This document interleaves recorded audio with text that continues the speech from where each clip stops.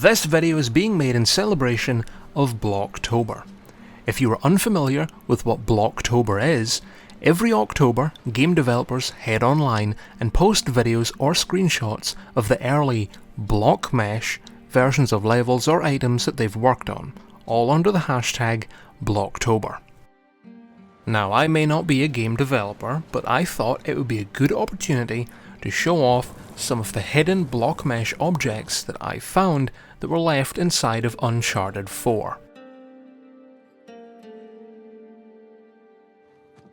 This first one is rather unique in that it is a piece of Blockmesh that you can see without modifying the game in any way. This is at the end of the Madagascar chapter, and if you look up through the hole in this roof, you can see an object floating in the sky. Flying up to get a closer look reveals that this is an unused grappling hook point, presumably left here as a placeholder while the game was still in development, and then subsequently forgotten about. This object is fully solid and can be climbed on, as well as being usable with a grappling hook when close enough.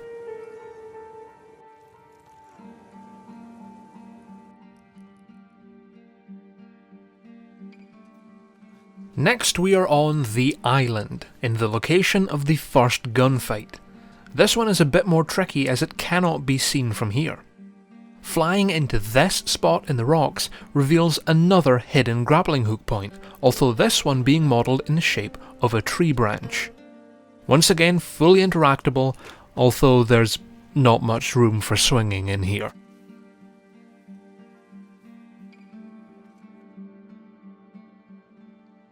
This one is the main puzzle room in Chapter 12, and it holds a couple of unused objects outside the map.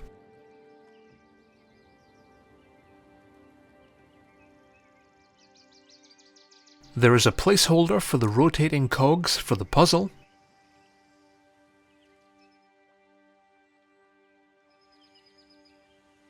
as well as Blockmesh for a strange unused room located behind the watermill.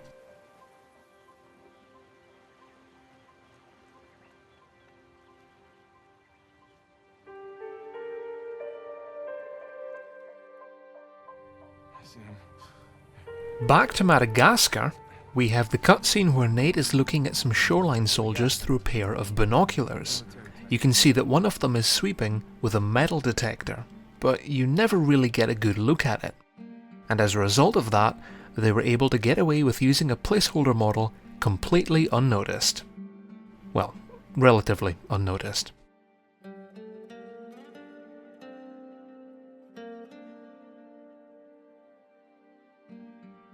Now this is the first of two discoveries made in Scotland. Located behind the bucket at the top of the rotating puzzle is a bucket that is rather detailed compared to some other test objects that we've looked at. They've even gone far enough to give this one a dash of colour.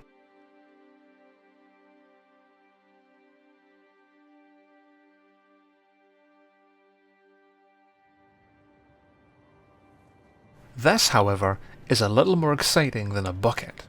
This is the second discovery made in Scotland.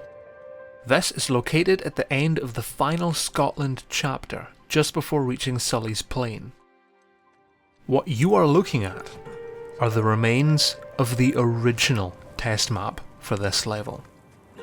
While there isn't an awful lot to it, this is by far the biggest Blockmesh left over within an existing level.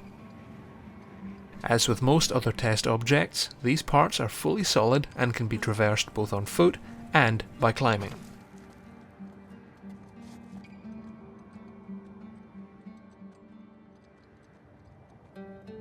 There is also a rather hard to see placeholder tree model that is mostly obscured by the newer level.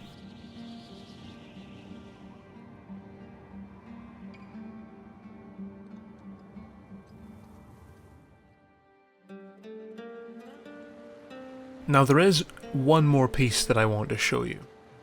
I said earlier that the Scotland Blockmesh was the biggest left over within an existing level. And while that is still true, there is one bigger. And it is the biggest left over not within an existing level. What I mean by that is that I found this within the game files and had to load it as its own level before I could show it to you. Here it is. This is an unused level from Uncharted 4. This test map was originally for a swimming sequence supposed to happen after Nate gets knocked off of Sam's boat, but before he washes up on the beach.